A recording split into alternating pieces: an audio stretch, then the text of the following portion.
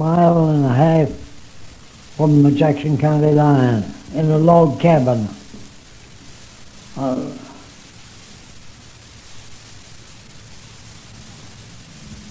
And my aunt lived about 2 miles from there. Well, we didn't have nothing but log cabins, log houses nowadays. And we get out of Okay.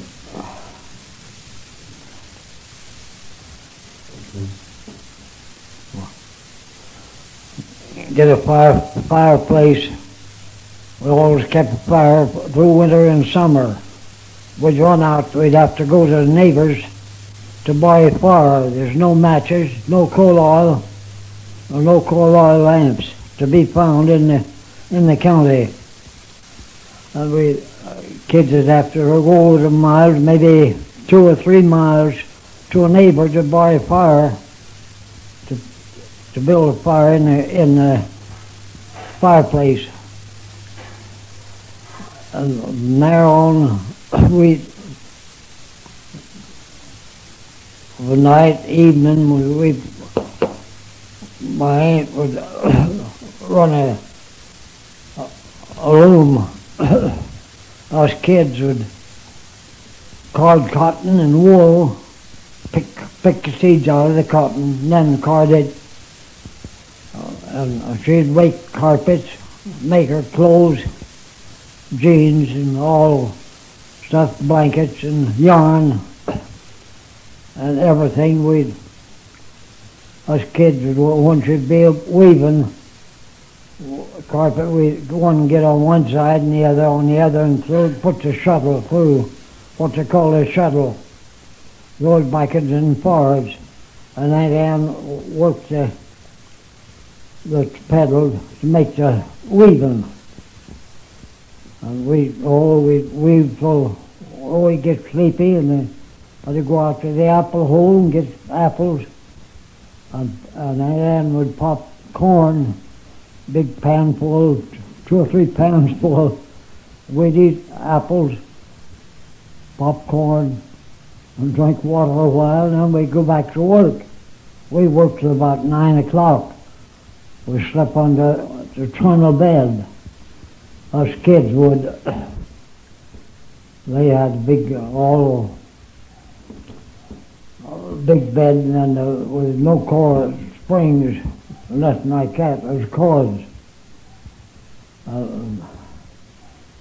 We slept on a trunnel bed. That is, it slipped in under the big bed.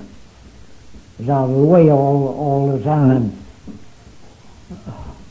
We'd eat popcorn while eat apples out of the hole. Always hold up apples in the winter, summertime.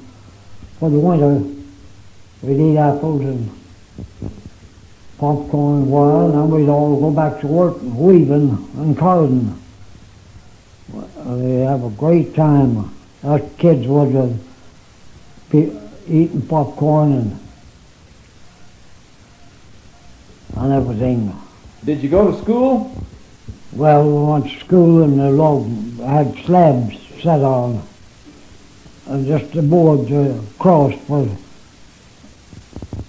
to write on the desk. How far were you from school? About 1.5 miles. 2 miles, I guess. How many years did you go to school? Well, I didn't go very many because I didn't have the clothes to go with kids out in that time. We always had a hard winter, or harder than we have now. And I know we lived there a while, and my father died. He got hurt on a quarry, broke his collarbone and shoulders. He walked 4 miles to Cobden from the quarry, 4.5 miles, and had his collarbone worked on, and then he walked back up a railroad to the home. We lived about 1 mile from the railroad. And we walked to Cobden. That was about 3.5 miles. How old were you then? Well, I was just a very small child then. And I remember one time we lived on a road, and the circus, big circuses, they had like Ringling Brothers now, they traveled by land. Elephants and lions, and everything was traveled by right on the road, hard road. I know us kids lived right on the road, and the show come along. Like to scare us kids to death, see the camels and the elephants and all walking along the road, the lions and other wild animals had to put in a cage. They pulled them with horses, oxen. They didn't have no horses, many of them. They all covered. I watched them pass. Oh, taking them an hour and a half, I guess, to pass. The house we lived right on the road. And that's about all I remember of that. I just remember that. When did you start carpentering and blacksmithing? Well, I started in that when I was, after we moved to McKendy. That was, back in 84. We lived in Cobden, and I know I skated that winter to McKendy, right through the woods. From big snow, it was all rail fences. Them days they had all rail fences. And I skated from the coming rain on top of that snow, and all the ice was slick. It held us up. I skated from Cobden to McKendy. My brother was up to McKendy, just started in, him and a fellow by the name of Cy Barker. He lived in Cobden, and we skated to McKendy. And that on, I worked in the shop all my life. That is, had this old bellows, the hand bellows that they have to make wind for the fire, go to fire. Well, I went to school in McKendy then, started the school. I'd work in the shop till, the bell would ring, and I'd run all the way up to the schoolhouse to go to school, and after school I'd run back to the shop. And commenced, I don't know, I was very young. I had to stand up on a box to pump the bellows. And I worked there, commenced in the shop, working in wood, put on rims on the wagon wheels, buggy wheels. After I got big enough to work, I could make a buggy bed, make a wagon bed, make a whole wagon. It was hard. It was a hard way to go them days too. I had worked, I don't know how many years, and putting fellows on a wagon wheel or a rim on a buggy. These wagon wheels is about 1.5 inches, and from that on down to 3/4 for a buggy rim. And I know people that come in, I can gauge. I have a center gauge to mark a center to bore the holes for the tenon and the auger in a spoke. And I thought, people that come in, they'd move the gauges, and I'd have a time then. I had to get it back. Set the gauge to right. So I said, make me a foolproof gauge, one that can't nobody work out of side. So I was about 16 years old then, and I made me a gauge, and always on the center. And with that I could make mortise, lay out the mortise, lay out tenons, get the center of anything. I could pick up a handsaw and run it up down it and get the center of the handsaw. And they put it in. But it works all right. I guess I've got that yet. And I've carried it through, and I got so big enough to work good. I started in on making a wagon. And then the next thing it'd take me about, putting here all winter to make a wagon bed, or make a wagon, wheels and all. Are you getting tired? You want to rest a while? Yeah. Okay. This is the second in a series of tape recordings of my father's life history. It is being recorded on the 16th of October, 1966. He will tell us some of his experiences in travel, some of the famous people he has known that have become somewhat of a legend in our early American history, and will digress on other parts of his life as he sees fit.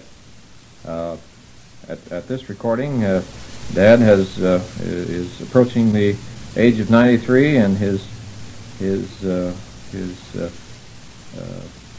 degree of ambulation is considered somewhat remarkable.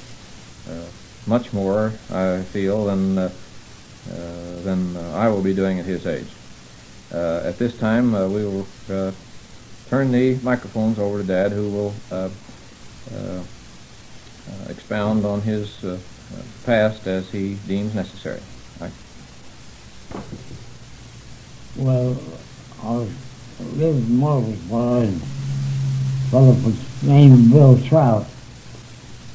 We was pretty good friends, and so we took a notion to go to Texas. And Bill said, all right, well, go. He said, I'll go down home and get some money and some clothes. I said, no, we'll go the way we are. And we counted the money, and we had $2 and something in our pockets, both of us together.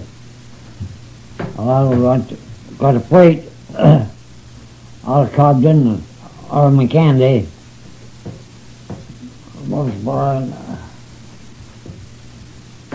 I went to Carroll, went down to pretty hard to beach the boat, old Barlow, they call it the tugboat. They went from Carroll to Bird's Point, and we went on Bird got on the boat, and while it broke down and couldn't go till morning, we stayed there all night on the boat. And next morning, we got it fixed up. We pulled out for Bird's Point. We got to Bird's Point. We didn't have to pay nothing. We got it somewhere, I don't know how, but then we was lucky enough that it didn't cost us anything. And we walked, and we caught a freight down to Pawpaw Junction, and from there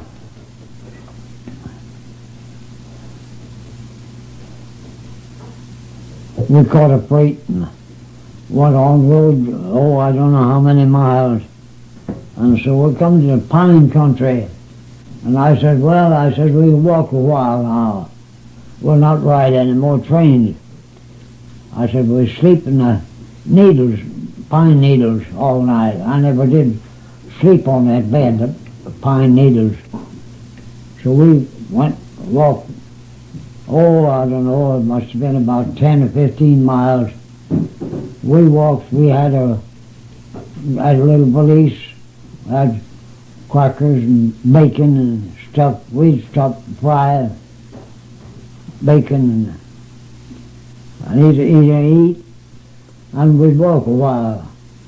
So we would come night, we raked up a pine full of needles, big bed of needles, and by a fire and a stump, all cleaned around so the fire wouldn't spread. And we slept there all night in the pine needles. Ashore was a good night's rest. And we got up and went on down to Poplar Bluff. And Poplar Bluff we went on to Fort Worth and Dallas, Texas. And we caught a train then out of Dallas, a passenger train. We'd both been railroad before we left Murfreesboro.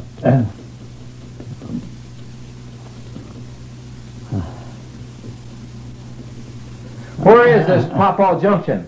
Oh, Papaw Junction. Where is it? What state is it in? It's in Missouri. Ah, okay. In Missouri. And we went on down to Fort Worth, Texas. And there's an old farmer, a trapper. He seen something sticking up out of the ground, looked like a finger. Well, he got a stick and he said he's muddy. And he dug around and he dug down and he found it was a man, a skeleton. Well, he took it up and built just a board, clapboards, nailed them together and put him in it and come to Fort Worth. Well, it just happened that we was in Fort Worth when he come in with a skeleton. And everybody was there and wanted to see that skeleton. He made a box out of old clapboards to put the fellow in.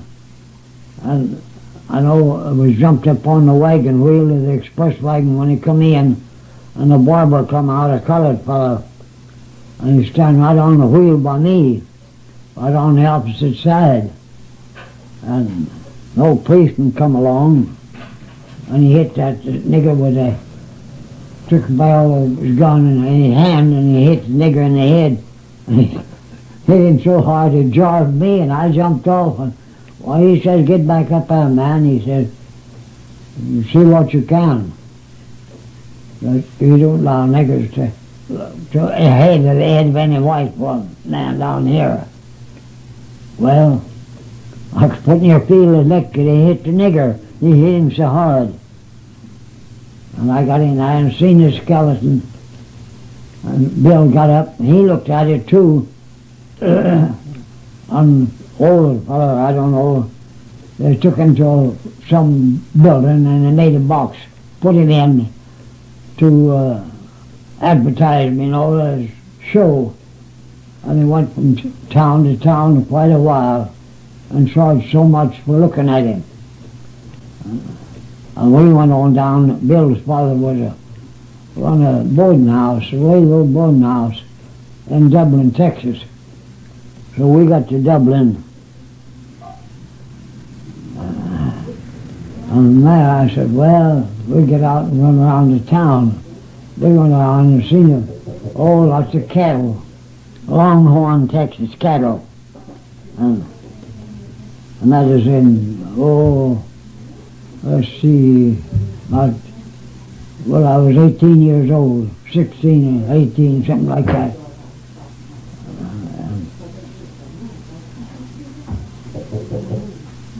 We went out and looked around, went out through the town, looked around and see what kind of a job that I wanted. There's no blacksmith shop there that I could get a job at, woodwork.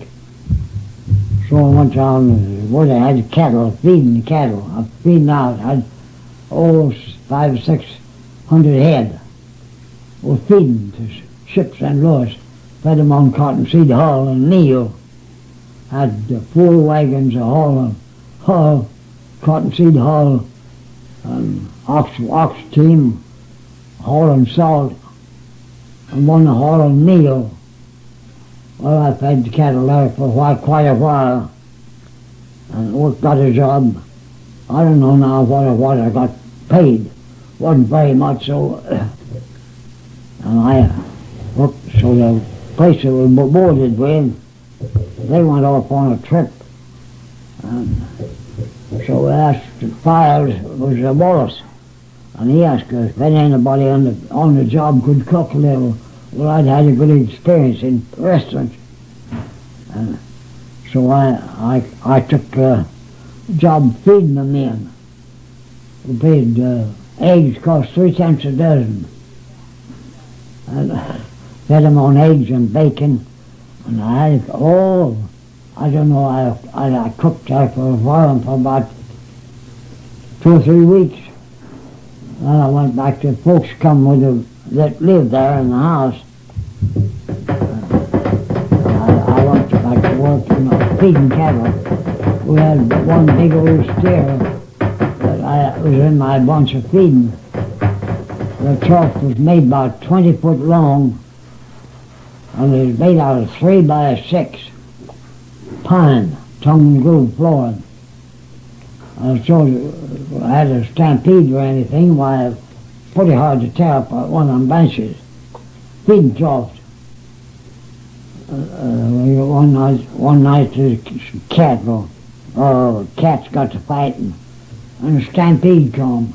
Well, next morning we had a job to do was clean up, build feeding shacks. I tore all of them up, just running over them and just made splinters out of the 3 by 6 flooring that the troughs was made out of. All the big long square end. We tried to feel the wagons come along with the hulls, and they'd fill that trough full and they'd throw off a sack full of 2 of meal. They weren't 100 pounds apiece. We'd take 50 pounds of that, enter about half of it in the trough, pick it up and walk over the hulls. Then we'd walk and mix it. And I had the steer that was pretty good. Well, he got gentle, and he'd carry the feed for me. From one trough to the other, he'd have 50 pounds to carry. And I was just a kid.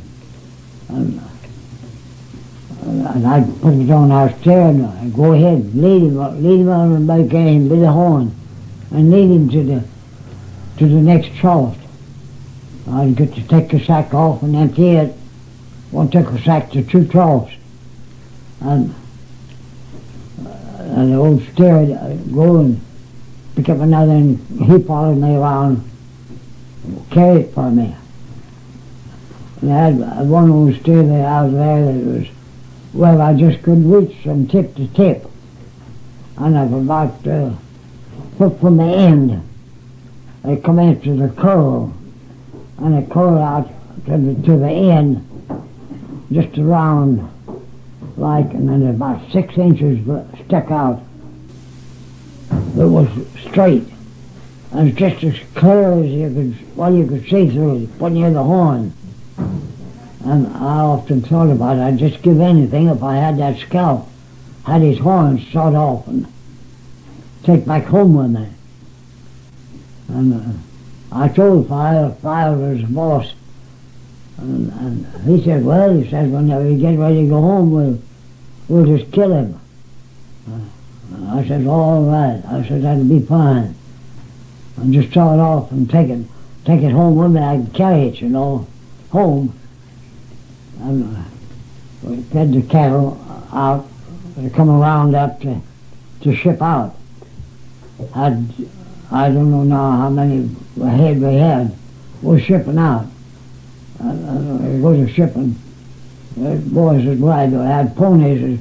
All you could get a steer that you wanted to take out, and just get that pony to notice the steer, and you could just throw the lines down the bridle rein, and that pony wouldn't lose him out of about 400 cattle. He'd round him up, he'd take him right to the pen. That was a funny thing how that horse would take after the cattle and wouldn't get lost with that many. But he would. He'd never lose track of him. And run him out to the pen, go back and get another one. The boss would show you one to drive out. And you could just throw the lines down, bridle reins down after the horse seen the one you wanted, and he'd follow that steer right on around until he could get to the pen. and they go blind in 60 to 90 days. They go blind. With eating a meal would put them, make them go blind. But it was sure fattening. And so it comes time to ship, load out a train load, and the boss says, well, he says, you've had a good deal of experience in railroad, and I said, yes, I used to fire on the road. And he said, well, he said, he sends you to St. Louis then with a load of cattle.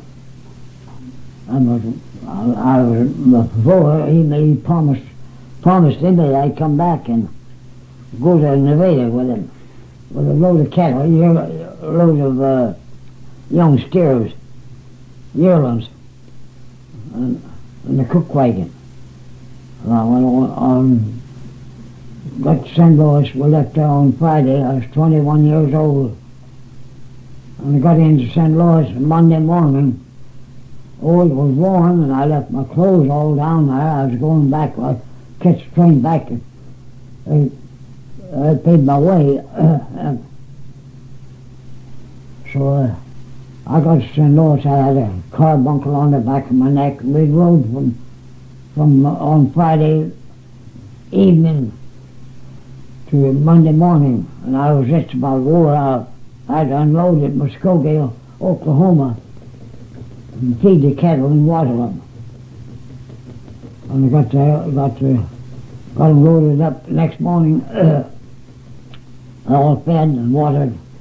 We went on to St. Louis, and it was a drizzling rain, but when I left Texas, it was warm. And drizzling rain, kind of was sleet. Oh, it was cold, and I was just about wore out. And went to the stockyard, turned the cattle over, and I went down to Relay Depot, and I said, well, I believe I'm going home. And I wired them back. I wasn't coming back. I was going home. So I went on, come on back to Murfreesboro, then caught the Mobile train. And passed out of Relay Depot and come on back to Murfreesboro. And that was the end of my trip. I left there when I was 21 years old. You want to rest a while now? Yeah. Okay.